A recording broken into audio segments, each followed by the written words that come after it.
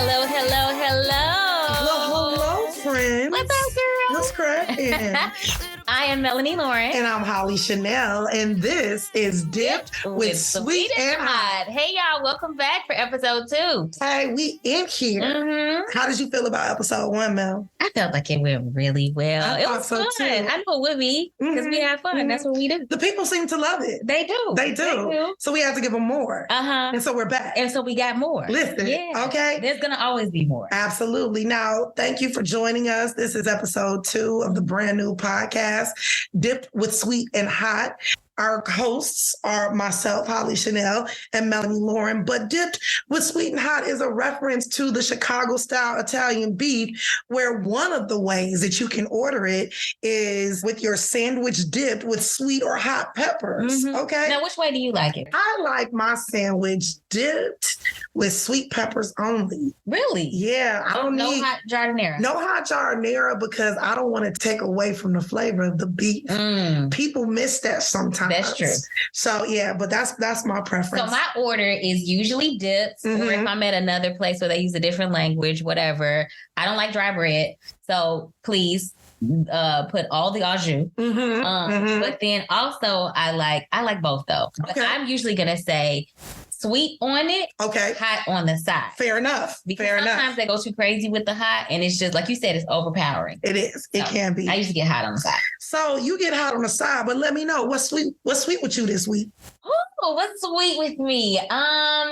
You know what? It's not happening right now, but I'm looking forward to vacation. Oh, my. I'm so happy going on. And this might not even be a big deal to some people because they're like, where y'all going? Y'all so happy about? Right. We're staying right here in the US of A. But going to a place I love, which is San Diego. That I, too, come to love. I've only been once. Okay. But I loved it. I love the whole vibe. I love the weather. I love the people. I love the food. I had some really good food. Wait a minute. The first time we went to San Diego was the first time you went? That was the first time I went. I thought you had been before, G. No. So I had just, remember that was my year of travel? Yes. So I had been trying to find different places to just satisfy this desire that I had for beach and sun and hot weather and water. And I kept failing. I went on vacation like 2 or 3 times in that year. One place I went, it was only mildly warm. I was so disappointed to have to wear my jacket on the beach. And then I went to another place, also only mildly warm, several months later, and rainy, of all things. Just was not, I was striking out. So remember, it started because I was first going to, I had picked like Laguna Beach or something like that. Right. It was all Southern California at that point. I don't know how I got on San Diego, but I started doing research and I was like, I'm going to San Diego. I remember this. Okay, so what you have to know is when Mel travels, it's extremely intentional. And so that year, travel was cheap because this was like the world was starting to open up a little bit during the pandemic. So we went to Miami. Then you went on another trip. And I went to a resort in Wisconsin. Went to a resort. Like, oh no, my other girl was with me. Right. I planned it by myself, but then she joined me. And so those were both rainy. So those trips happen in the spring and like in the dead of summer, right? Like in the middle, maybe June, right? Wisconsin was in June. August comes around. She's like, Hollee, I'm still chasing sun.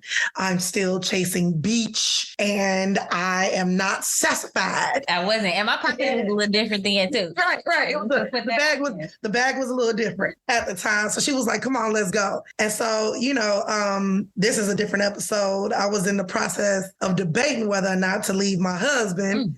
And so I said, all right, I'm in, baby. She joined in at the last minute. I did. And when I tell you San Diego changed the life. It did. So I think what appealed to me about that trip is that I did not have a negative interaction that entire trip. And we would be in restaurants, finishing our food, having paid the bill before I noticed that we were the only Black people there.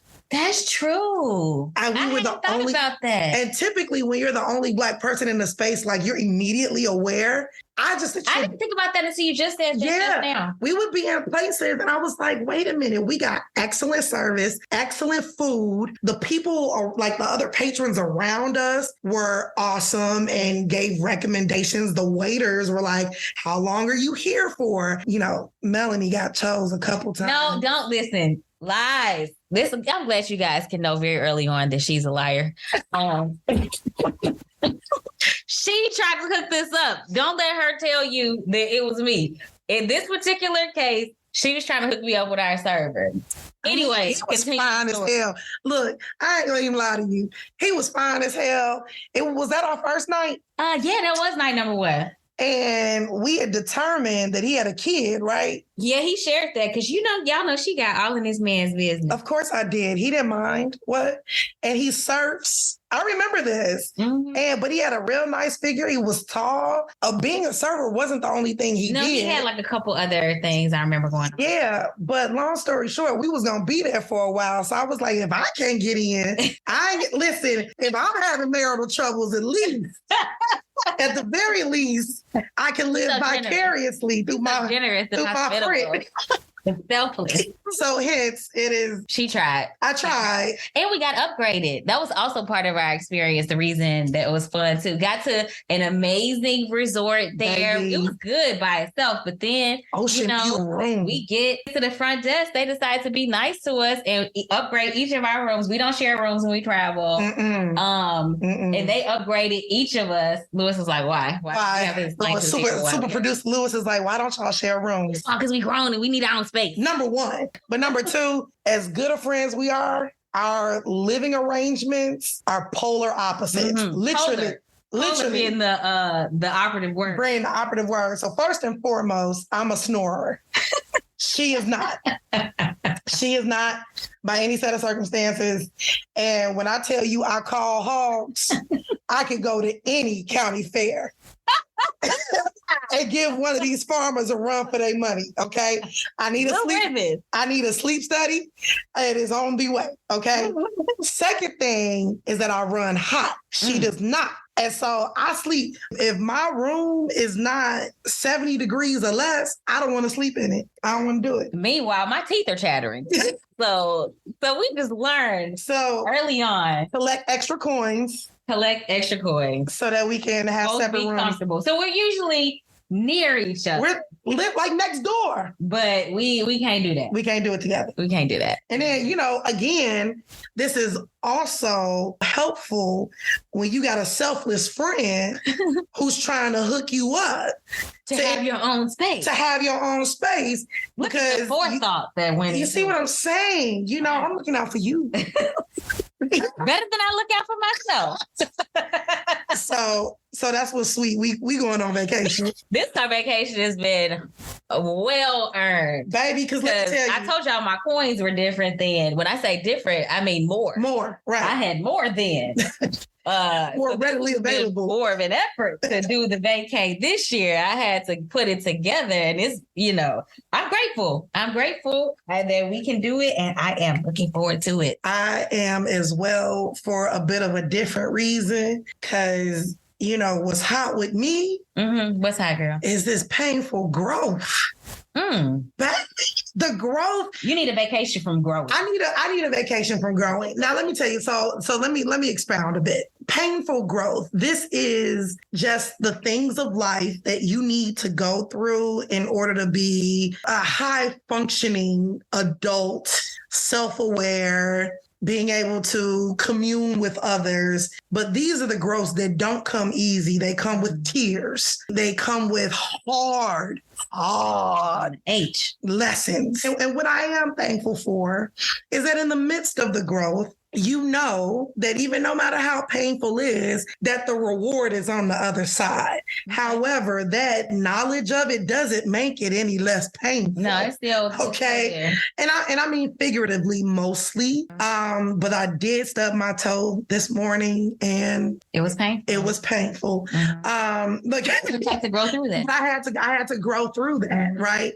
and why that's relevant is because we are recording this on a Sunday, and I had texted Mel and told her that I wasn't going to church this morning, that I was going to attend Bedside Baptist because our church, because our church has a very robust online presence. But as I got up to get everything together for Bedside Baptist and stub this toe, I said, God's telling me to go to his house.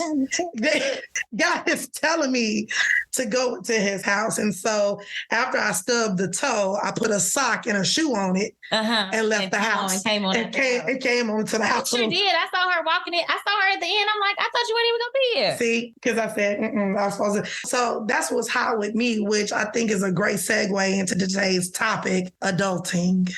Ooh, it's not a 4-letter word. It may as well be. It could be. I got to marinate on that one. Adult. It's so encompassing. It's heavy. It's burdensome. Weighty. Yeah, it's a lot. There's a lot wrapped up in there. So, I'll ask you a question. What are some of the biggest surprises that you have found in adulting? Some of the biggest ones. Like, for me, I didn't realize that I wasn't never going to have no time.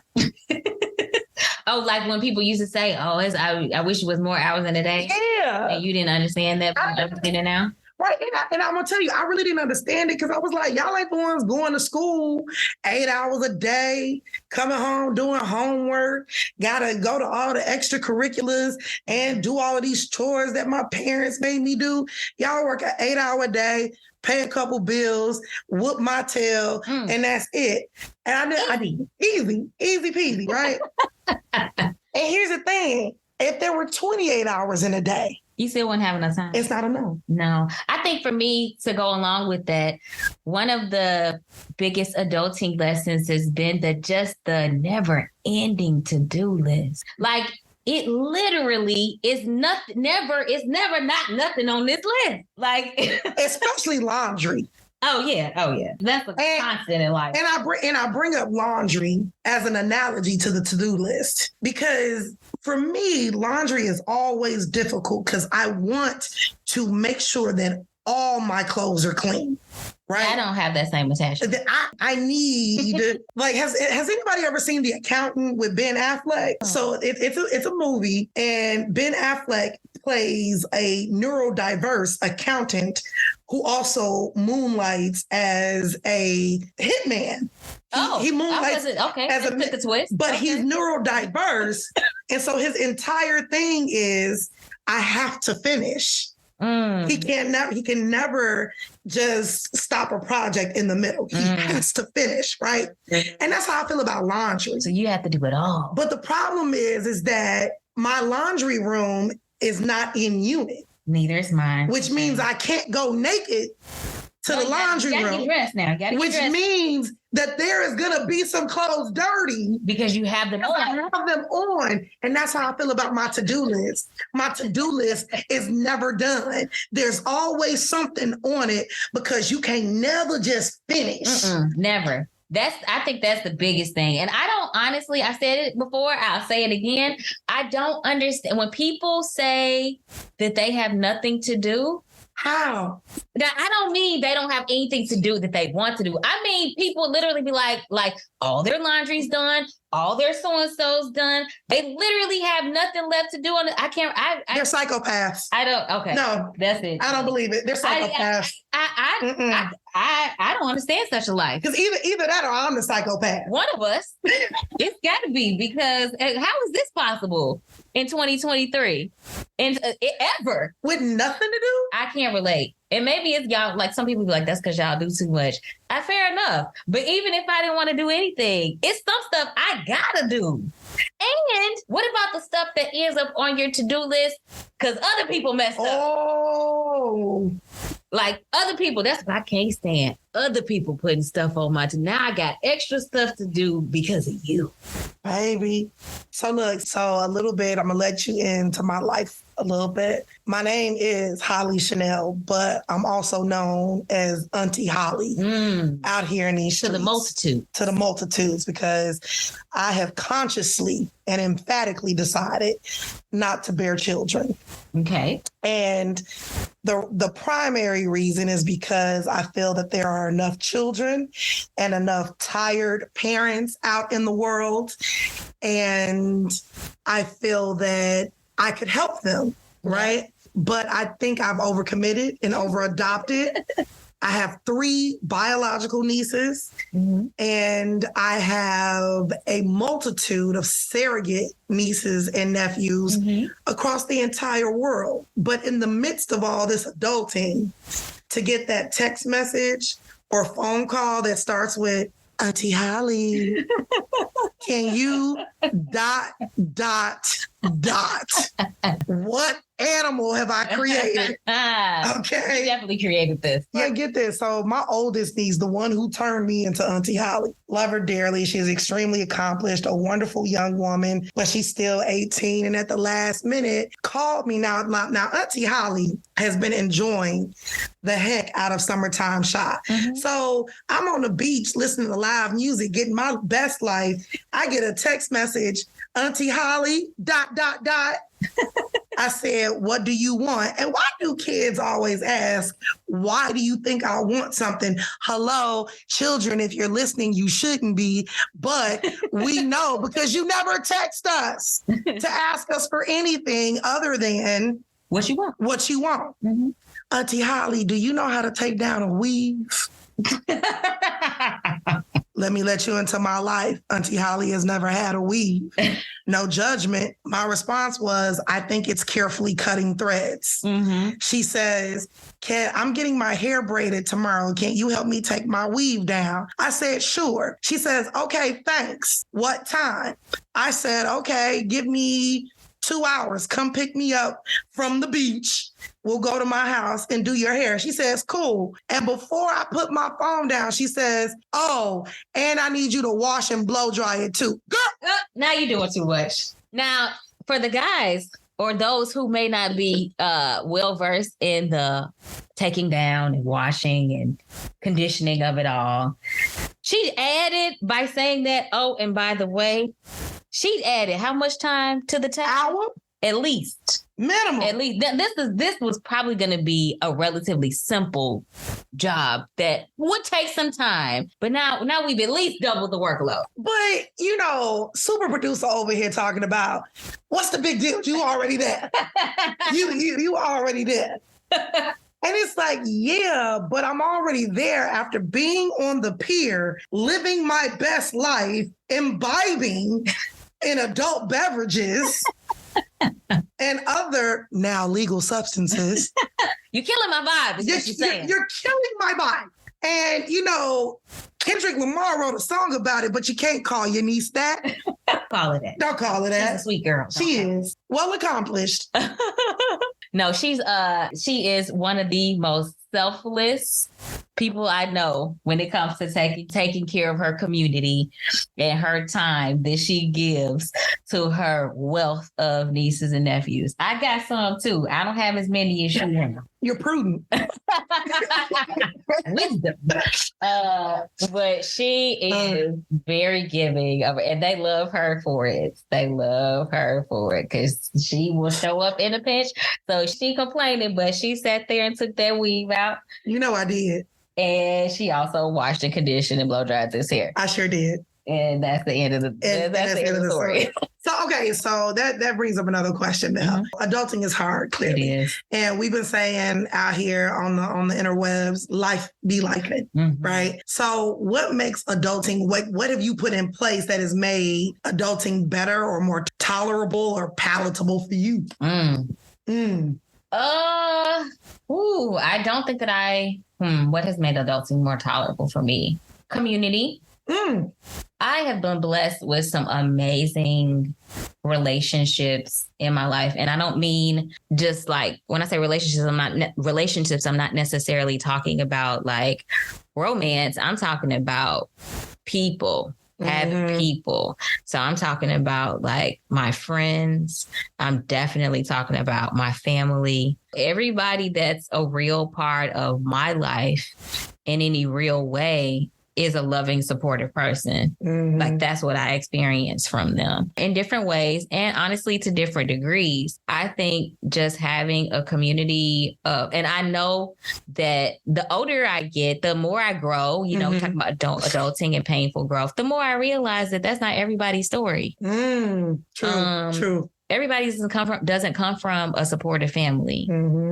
Everybody doesn't have the same kind of love that I had growing up and that I still enjoy from both of my parents and other members of my family as well. You know, everybody isn't real good friends with people that they met in high school. Right. Everybody didn't go to college and make like best friends right away with the people that lived on the same hall where you're still friends to this day. And so just, I think the lifing of it all, the adulting of it all, because it is really hard and there's so many things, but being able to lean on friends and family to grow through it with them, because in many cases they're going through something at the same time that may be similar or not, but just the ways of being able to show up for each other and like call and text and listen if it's my turn to listen. Yeah. You know, sometimes it's my turn to talk. Sometimes it's my turn to listen.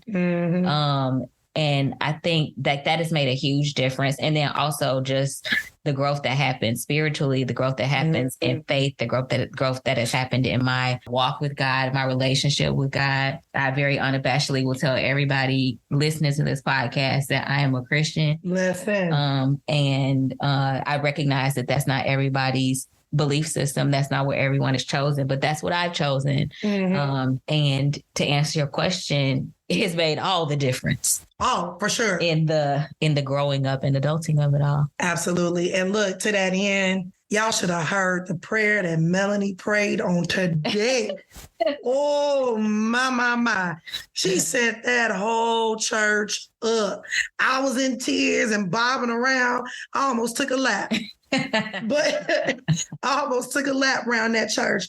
But you're absolutely right. I think that it's, faith and knowing that I am blessed to have made it to adulthood to adult. Right. And that may not be the case for some people. That wasn't the case for a lot of people. Wasn't the case for a lot of people. And that I had a lot of support along the way to get to that adulting. But also, I think what drives me is knowing that if I get through this challenge or difficulty that I'm going through, what I learn from it, I can impart to somebody else to help make their life easier. And so on and so forth. Because I think going back to what you said about community, it works if we put back into it what we get out of it, right?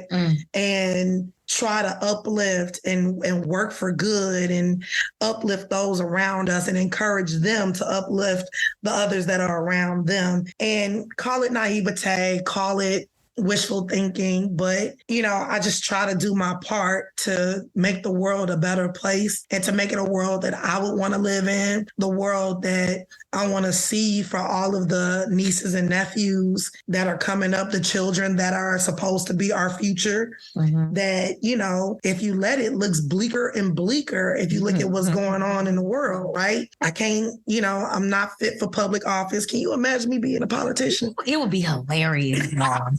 Her publicist would, oh my God. Her publicist would charge me so much money. They were like, I work 3 times as hard for one person than I would. You thought Auntie Maxine was bad talking about reclaiming my time? Oh, baby, I would be in chambers clearing the whole day. But you know what, though? I'm still gonna say it's a win because not only is it going to be so entertaining, this one right here gonna get some stuff done, y'all. Listen, you ain't gonna waste my time. We gonna get some stuff done. Okay, do what? No, I'm gonna tell you what we're gonna do. This we're gonna do A, B, C, and D. My mama told me it was more than one way to skin a cat, and I believed her. Okay. Run for office. Hollee, 2024. Oh, Lord. What do we have to lose? Not a darn thing. Not a doggone thing. Okay. That is amazing. Oh, my goodness. Adulting is hard. It is. Growth is hard. Mm-hmm. But, you know, I will equate this. There's a woman we went to high school with, and I was watching her daughter on social media, and out of nowhere, her daughter had this massive growth spurt. And so I messaged her and I said, hey, did baby girl have a growth spurt? She said, how about I'm seeing it at the same time y'all are? She said, I didn't notice it until I took the picture. She said, because we've been struggling. She had this, the young lady had this growth spurt. Her and her mom had been struggling. She's a preteen, right? Okay. And she may not be done. And she's not done. But what I said was, it's a beautiful growth. She's all legs and she looks like she's coming into her own. And she said, now I can see that much. Okay. And so, you know, it's just a way of saying that, like, yeah, it's hard when you in it, when you in the trenches, but to whoever this reaches, stay with it. Come on and preach the sermon. Stay with it, man. Because on the other side of that is the reward. If you're doing it authentically, if you're really asking yourself, not everybody else, if you're asking yourself the hard questions about what do I want for myself? What is a priority for me? And if you utilize the resources around you, your community, your faith. And also give yourself some grace too, because sometimes that question is overwhelming. And I say that telling myself to give myself some grace too, because there are times when I've asked myself questions about what I want. And to be honest, I don't know the answer. Listen. Right away.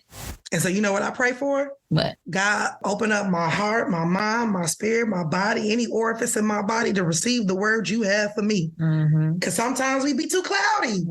Sometimes, you know, you get clouded up by 2 a.m. phone calls. You don't, you know? Oh, messing with your judgment. Listen. Have to make some hard decisions. Have to make some adult decisions. Not no poor decisions. I'm sorry.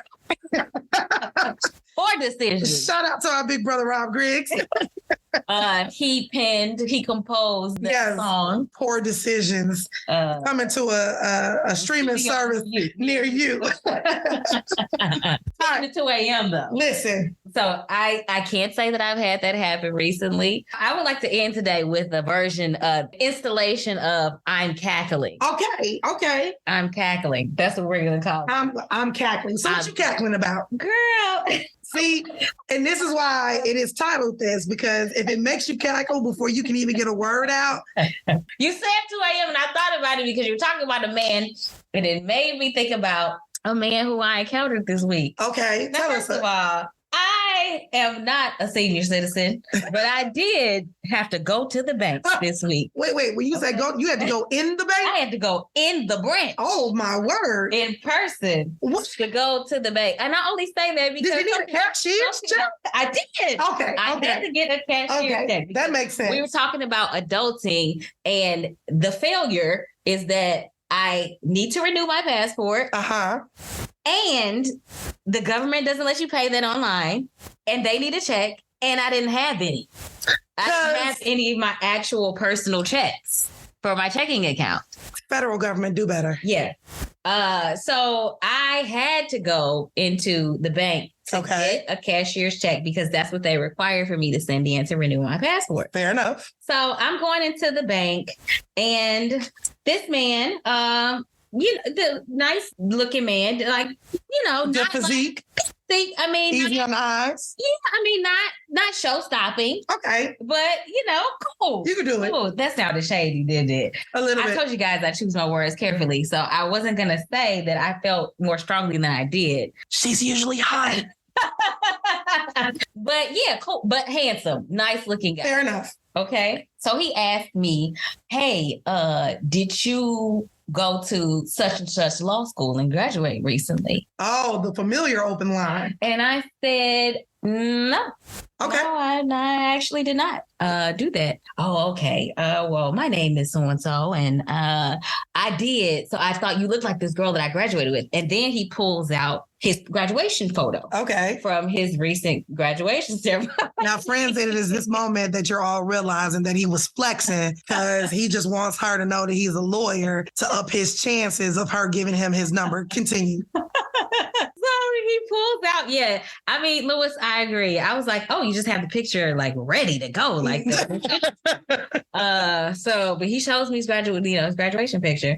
He's like, yeah, I was like, he said, what's your name? I told him my name and everything. We talked a little bit. And so he was very respectful, like asking if we could talk more, all of that. And so I was like, okay, I'll give it a shot. Now here's a glimpse into my personality too. I recognize it's hard approaching a woman. Like it can be sometimes intimidating. Like, it can be intimidating. Yeah. It can be you're in a vulnerable position, especially if you don't have the benefit of being in the same environment, having some commonality, something to start a conversation with. It's hard to just come out cold like that and you don't have any warm-up time.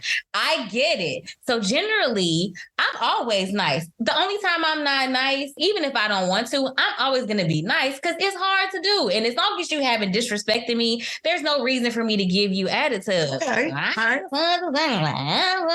I'm never going to do that because it's hard. And I appreciate the fact that you came at me respectfully. Fair enough. Whatever. And so he asked about that. And so I was like, okay, that's cool. We can talk. You seem like a nice person. At least you're well-mannered. And so I'm like, you're not a psychopath. Talk. And I don't know that yet. Yeah. We don't know that. First appearances. But you are at least a nice one if you are a psychopath. So I'm like, okay, we'll find that out later. So he pulls out his phone. We're talking, whatever. Nothing seems weird. Okay. So he pulls out his phone to get my number. Okay. And as I'm saying the digits to the phone number and he's putting them in to his phone, I notice his right hand. Okay. And I'm like, it is there, right? He does have two hands. Okay. The left hand was the hand that he was showing me the picture with and gesturing with when we were talking. Okay. Nothing alarming there. Because I know y'all are like, what? Was it a ring? There was no ring on, no ring on either hand. Okay. Left or right. He starts typing with his wife. So he doesn't like jewelry. Okay. That's fine. I don't have a problem with that. You're not married, or at least you don't wear a ring. I don't know if you're not married. You don't wear a ring. So he starts putting my number in his phone. And what I notice are the stiletto nails. What? That are on his right hand only. Okay? Melanie? The right hand, but now, some people might be like, what's a stiletto nail? Lewis goes to Google right now. Why would you get on this podcast and lie to these people like this? If I'm lying, I swear, I don't have a reason to make this up. This is the type of stuff that happens to me out here in these streets, y'all. Okay? This is why my life, Okay, let's clarify. Because super producer wants to know. Was it all the nails? It was all 5 nails on this right hand. Just the right? Just the right hand. The left hand looked normal. What I noticed on the left hand was just...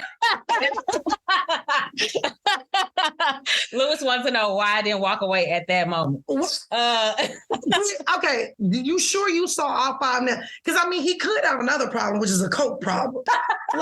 He got the coke nail just on the pinky. He could have know. It was all for either that or he has a severe coke problem. Any nail will do. He's overprepared. I don't understand. Expound. Okay, so left hand was normal nails, normal nail cut, nail length, whatever. Okay. I did notice a little bit of clear polish. A manicure. Me either. Yeah. You go get a manicure, fine. You cool, whatever. Whatever. I like the man who grooms. Hey, me too. But the right hand, though, he had grown his own nails out.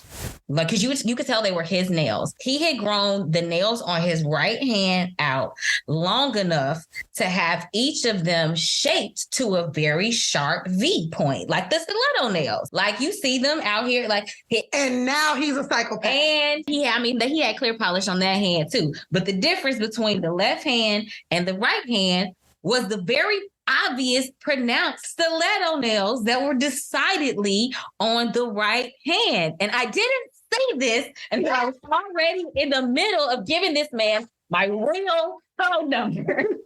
I'm cackling out of pure concern. Okay.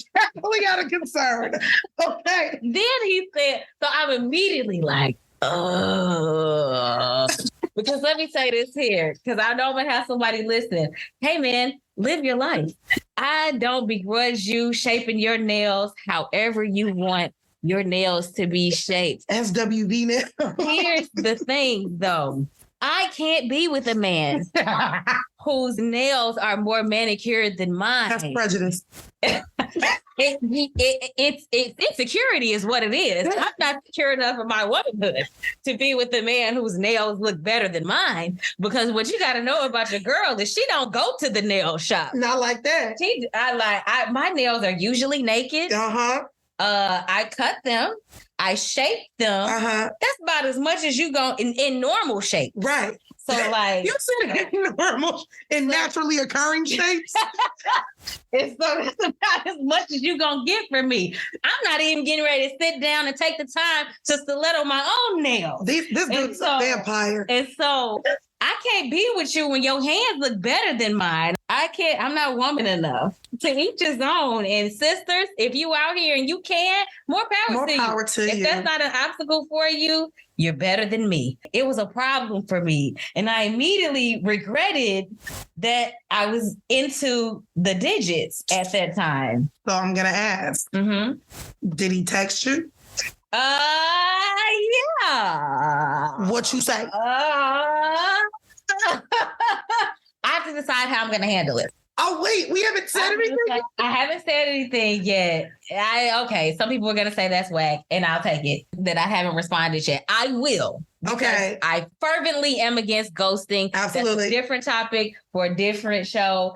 I don't like it. I think it's unnecessary, and I won't. Ghosting is violent. It is, and I won't be hypocritical and do that when I hate it when other people do it. So I will respond. I just haven't decided exactly how I'm going to respond because I have to finish cackling first. Well, I'm cackling about this experience that I had recently. Ma'am, you got a week because we need an update on the next episode. Okay. We need an update. Time. And with that, we're going to end this here episode with her cackle. Yes, that's what I'm cackling about this week, y'all. Next week, it'll be something else. That's making us cackle. And hopefully you got a little chuckle out of it too. Absolutely. Well, thank you for joining us for episode 2.